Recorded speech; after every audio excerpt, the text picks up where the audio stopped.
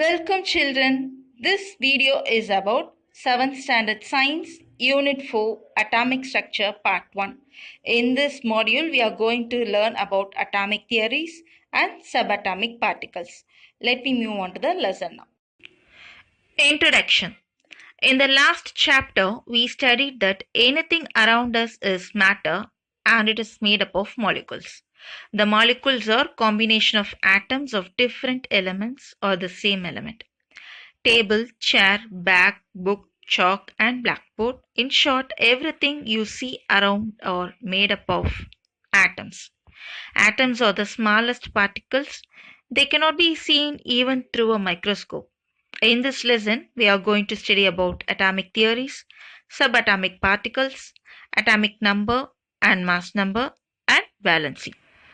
Matter around us அப்படின்ற சாப்டரில் என்ன படித்தோம்? நம்மளை சுற்றி எல்லா திங்ஸும் மேட்டரால் மேடப் ஆயிருக்கு அப்படின்றத பார்த்தோம். ஸோ ஒவ்வொரு திங்கும் it's consist of matter. So இந்த மேட்டருக்குள்ளார பார்த்தீங்கன்னா தெர் வில் பி மாலிகுல்ஸ். அந்த மாலிகுல்ஸ் வந்து it's a combination of atoms. So இப்போ நம்மளை சுற்றி என்னென்ன இருக்குது things, table, chair, bag, book, chalk எல்லாமே வந்து பார்த்திங்கன்னா it is made up of atoms. ஓகேவா? நம்மளை சுற்றி ஒவ்வொரு அணுக்களும் நிறைந்து இருக்குது. இந்த அணுன்றது ரொம்ப ரொம்ப ரொம்ப சின்ன particles.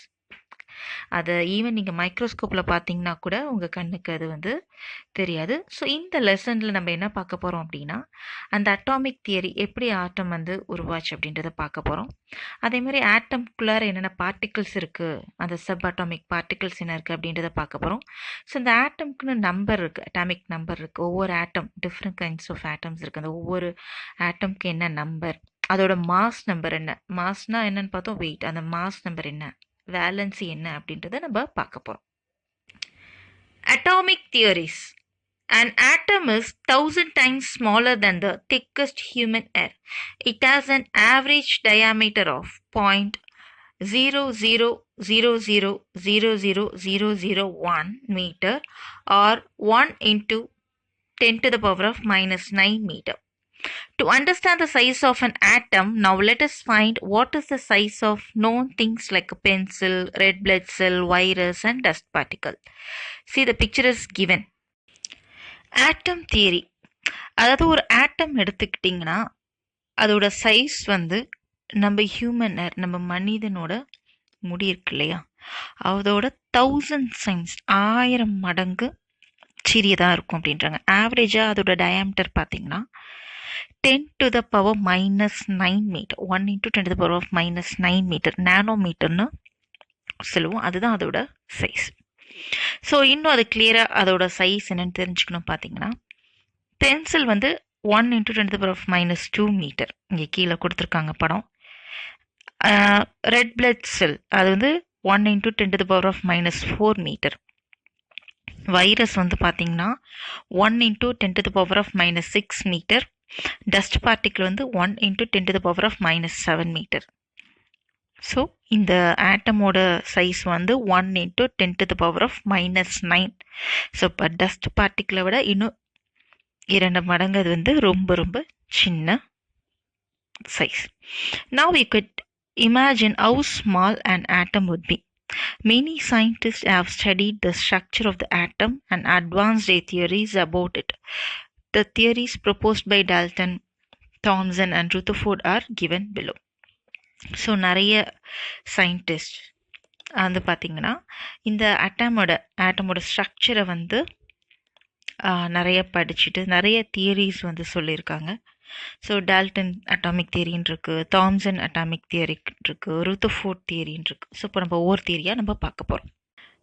Dalton's atomic theory. John Dalton proposed an atomic theory in the year 1808. He proposed that matter consists of very small particles which he named atoms. An atom is the smallest invisible particle. It is spherical in shape. His theory does not propose anything about the positive and negative charges of an atom. Hence, it was not able to explain many of the properties of substance. அதாவது Dalton's atomic தியரியில் அந்த John Dalton என்ன சொல்கிறார் அப்படின்னா, matter வந்து consists of small particles. அது மேட்டருக்குள்ளார நிறைய small particles இருக்குது. So அது பேர் ஆட்டம்ஸ் அப்படின்னு சொல்லியிருக்காரு. அதே மாதிரி அந்த ஆட்டம்ஸை வந்து நம்ம கண்ணால் பார்க்க முடியாது. அது வந்து ஸ்பெரிக்கல் ஷேப்பாக இருக்கும் அப்படின்ட்டு இருக்காரு. அதுக்குள்ளார இருக்க அந்த பாசிட்டிவ் நெகட்டிவ் சார்ஜஸை பற்றிலாம் அவர் எதுவுமே சொல்லலை. ஸோ அதனால் ஃபர்தராக அந்த சப்ஸ்டன்ஸோட ப்ராப்பர்ட்டியை பற்றி அவரால் எக்ஸ்பிளைன் பண்ண முடியல. So this is the Dalton's atomic theory. Nanometer is the smallest unit used to measure small lengths. 1 nanometer is equal to 1 into 10 to the power of minus 9 meter. So, earlier classes நம்ம measurements படிச்சிருப்போம். 1 nanometer is equal to 1 into 10 to the power of minus 9 meter. This is the smallest unit to measure the small lengths. Okay. Next, Thomson's theory. In 1897, J.J. Thomson proposed a different theory. He compared an atom to a watermelon. His theory, Thomson's theory. In 1897, J.J. Thomson proposed a different theory. He compared an atom to a watermelon. His theory proposed that an atom is positively charged part like the red part of the watermelon, and in it are embedded, like the seeds, negatively charged particles, which he called electrons. According to this theory, as the positive and negative charges are equal, the atom as a whole does not have any resultant charge. அதாவது இவரோட theory வந்து பார்த்தீங்கன்னா 1897 இவர் சொல்லியிருக்காரு. இவரது ஒரு டிஃப்ரெண்ட்டான theory. இவர் வந்து அந்த ஆட்டமை வந்து ஒரு வாட்டர்மெலன் தர்பூசணிக்கு வந்து கம்பேர் பண்ணியிருக்காரு. ஸோ இதில் வந்து அந்த ரெட் பார்ட் இருக்கு இல்லையா, தர்பூசணியில் இருக்க ரெட் பார்ட்டை வந்து அந்த ஆட்டமில் இருக்கிற பாசிட்டிவ்லி சார்ஜ் அந்த பார்ட்டுக்கு கம்பேர் பண்ணியிருக்காரு. அதில் எப்படி அங்கங்கே சீட்ஸ் இருக்குமோ அந்த மாதிரி நெகட்டிவ்லி சார்ஜ்டு பார்ட்டிகல்ஸ் அந்த ஆட்டமில் இருக்கும் அப்படின்னு சொல்லியிருக்காரு. அந்த நெகட்டிவ்லி சார்ஜ்டு பார்ட்டிகல்ஸ்க்கு பேர் தான் எலக்ட்ரான்ஸ் அப்படின்றாரு. So according to this theory, இவரோட தியரி படி பார்த்தீங்கன்னா positive and negative charges are equal, ரெண்டுமே ஈக்குவலாக தான் இருக்கும். So the atom as whole ரெண்டுமே ஈக்குவலாக இருந்துச்சுன்னா it doesn't have any resultant change இல்லையா. ஸோ அதை தான் அவர் இந்த தியரியில் சொல்லியிருக்கார். Thomson's greatest contribution was to prove the existence of the negatively charged particles are electrons in an atom by experimentation. For this discovery, he was awarded the Nobel Prize in 1906. Although this theory explained why an atom is neutral, it was an incomplete theory in another ways. Thomson's greatest contribution was to prove the existence of the negatively charged particles or electrons in an atom by experimentation. For this discovery, he was awarded the Nobel Prize in 1906. Although this theory explained why an atom is neutral, it was an incomplete theory in other ways. J.J. Thomson அவரோட theory பார்த்தீங்கன்னா அந்த ஆட்டமில் வந்து negatively charged பார்ட்டிகல்ஸும் இருக்குது, அதாவது electrons ப்ரெசண்ட்டாக இருக்குது அப்படின்றத அவர் prove பண்ணார். So இந்த டிஸ்கவரிக்காக he was awarded Nobel Prize. 1906 Nobel prize award வாங்கினார். Although இந்த தியரி இதை why an atom is neutral அவர் ப்ரூவ் பண்ணாலும் since it was an incomplete theory in other ways. Rutherford's theory. There was shortcoming in Thomson's theory. Ernest Rutherford gave a better understanding. Ernest Rutherford conducted an experiment. He bombarded a very thin layer of gold with positively charged alpha rays. He found that most of these rays, which travel at a great velocity, passed through thin gold sheet without encountering any obstacles. A few are, however, turned back from the sheet. Rutherford considered this remarkable and miraculous, as if a bullet had turned back after colliding with tissue paper. Based on this experiment, Rutherford proposed his famous theory. அதாவது Rutherford theory பார்த்தீங்கன்னா நம்ம Thomson அவரோட தியரியை வந்து இன்னுமே கொஞ்சம் பெட்டராக understand பண்ணுறதுக்கு மாதிரி இருந்துச்சு. அதாவது இவரோட எக்ஸ்பெரிமெண்ட்டில் என்ன பண்ணினார் அப்படின்னா ஒரு கோல்டு லேயரை வந்து அந்த பாசிட்டிவ் ஆல்ஃபா சார்ஜை பாஸ் பண்ணி வெடிக்க செய்தார். ஸோ அப்படி பண்ணுறப்ப என்ன ஆச்சு, அந்த பாசிட்டிவ்லி சார்ஜ்டு பார்ட்டிகல்ஸ் வந்து அந்த கோல்டு ஃபாயிலை பாஸ் பண்ணுச்சு. ஒரு சில பார்ட்டிகல்ஸ் வந்து பார்த்தீங்கன்னா இட் டேர்ன் பேக், அது ரிட்டர்ன் ஆச்சு. ஸோ இதுலேருந்து அவர் என்ன ப்ரொப்போஸ் பண்ணார் அப்படின்னா, the fact that most alpha particles pass through the gold sheet means that atom consists mainly of empty space.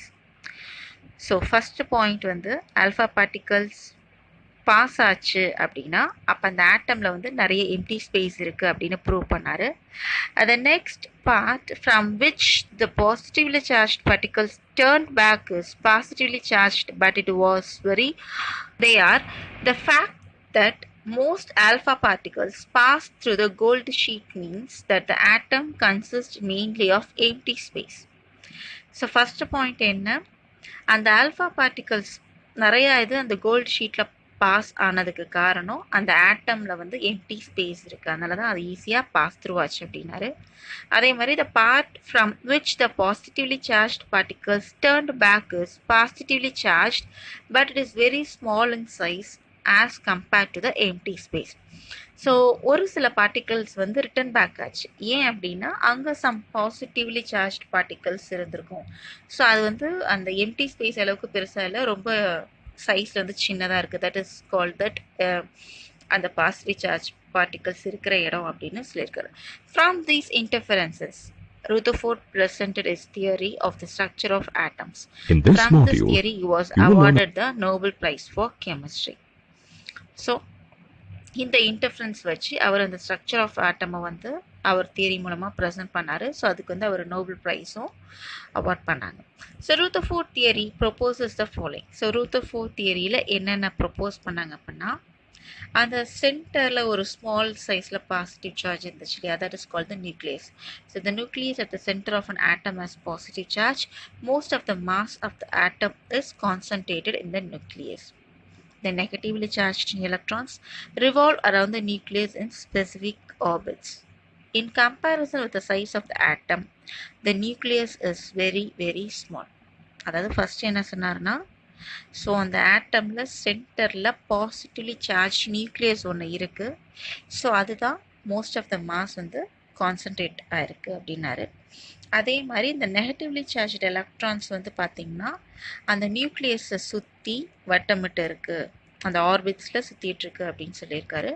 அதே மாதிரி when compared to the size of the atom, nucleus வந்து very very small, அந்த சின்ன இடத்துல தான் அந்த positively charge particles இருக்குன்னு அப்படின்னு அவர் சொல்லியிருக்காரு. Page number 45, stages of discovery of the constituents of an atom. So இப்போ நம்ம இங்கே 3 தியரி பார்த்தோம் இல்லையா. ஃபர்ஸ்ட் வந்து டால்டன்ஸ் மாடல் பார்த்தோம், நெக்ஸ்ட் வந்து Thomson's theory, next Rutherford theory. So இந்த டால்டன்ஸ் தியரியில் வந்து என்னென்னா, ஒரு ஆட்டம் வந்து ஹார்ட் அண்ட் சாலிட் ஸ்பியராக இருக்குது அப்படின்னு அவர் சொன்னார் அந்த தியரியில். நெக்ஸ்ட்டு தாம்சன்ஸ் மாடலில் அவர் என்ன சொன்னார், பாசிட்டிவ் சார்ஜ் இருக்குது, அதே மாதிரி நெகட்டிவ்லி சார்ஜ் எலக்ட்ரான்ஸும் அந்த ஆட்டமில் வந்து இருக்குது அப்படின்ட்டு தாம்சன் அவர் வந்து சொன்னார்.